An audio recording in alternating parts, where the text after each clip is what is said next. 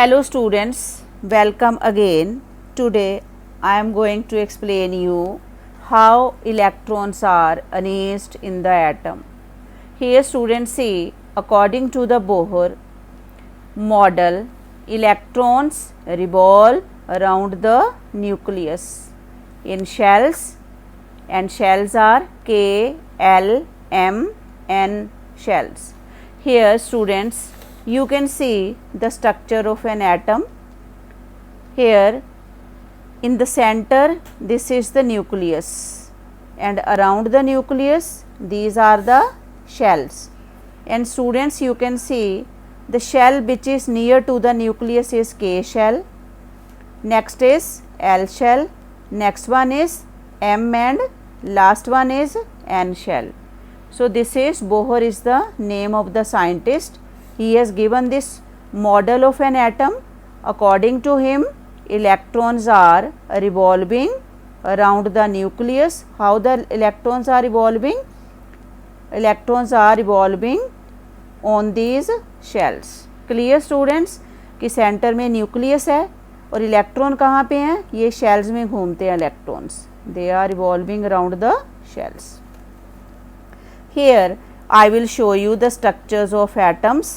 First let us take example of hydrogen. यहाँ पे देखो ऊपर भी 1 लिखा हुआ, नीचे भी 1 लिखा. जो ऊपर 1 लिखा that is mass number.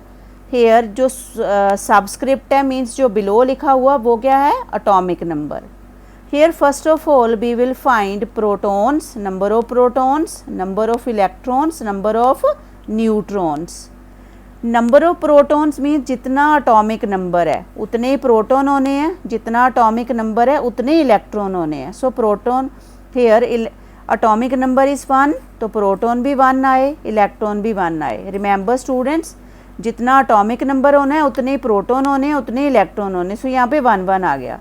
Number of neutrons में क्या होना है? Mass number minus atomic number. Here 1 - 1 तो हाइड्रोजन में क्या आया? Neutrons are 0, no neutron present in the hydrogen. Here I have shown the structure also. यहाँ पे देखो सेंटर में मैंने न्यूक्लियस ड्रॉ किया है. In the centre this is the nucleus, and in the nucleus क्या प्रेजेंट होता है? न्यूक्लियस में proton and neutron. You can write this way also. जैसे न्यूक्लियस आप थोड़ा सा बड़ा ड्रॉ कर सकते हो हाइड्रोजन के लिए.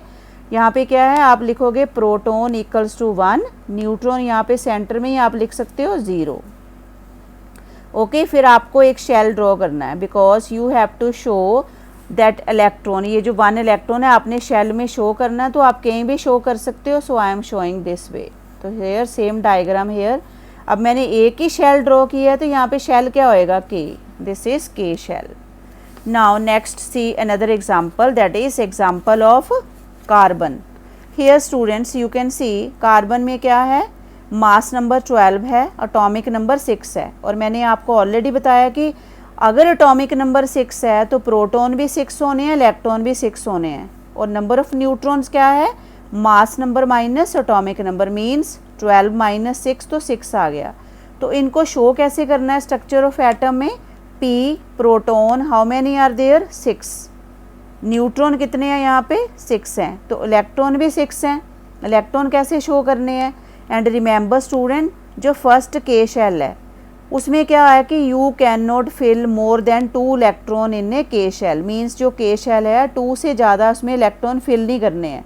जब उसमें 2 फिल हो जाएंगे तो नेक्स्ट जो इलेक्ट्रॉन है वो नेक्स्ट शेल में जाने. जैसे इसमें आपको कार्बन में 6 इलेक्ट्रॉन फिल करने हैं तो 2 विल गो इन के शेल.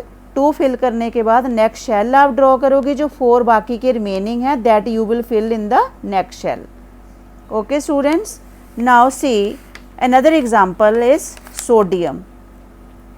Sodium 23 mass number है, 11 is atomic number. Here number of protons, atomic number 11 है तो number of proton भी आने हैं 11, number of electron भी 11 आने हैं. number of neutron 23 - 11, mass number minus atomic number तो ये आया 12.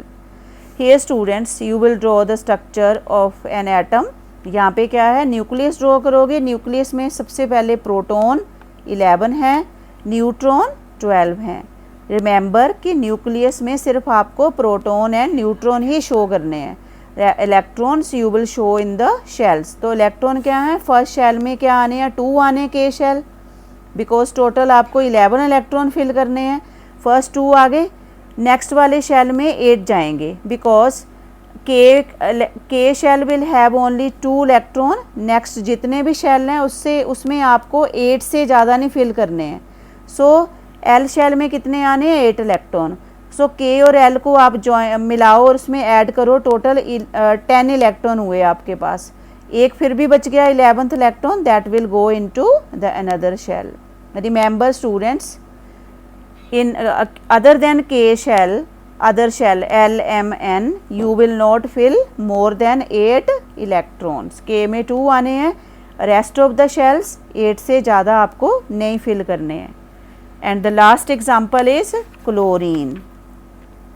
क्लोरीन में क्या है, मास नंबर 35 है, अटोमिक नंबर क्या है, 17 है। जितना अटोमिक नंबर होना उतने ही प्रोटॉन होने, तो प्रोटॉन 17 आया, इलेक्ट्रॉन्स भी क्या आया, 17 आया। नंबर ऑफ न्यूट्रॉन्स क्या है, mass number minus atomic number, तो 35 माइनस 17, तो आंसर आया 18।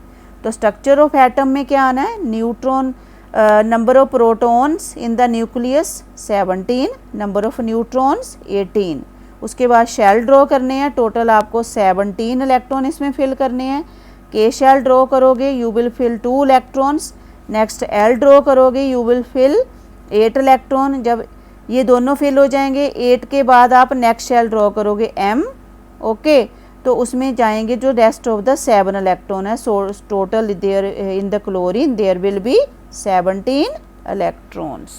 सो students, this way you will practice all these structures in your notebook and also find out number of protons, number of electrons, number of neutrons, and do rest of the examples from your book yourself. Thank you students.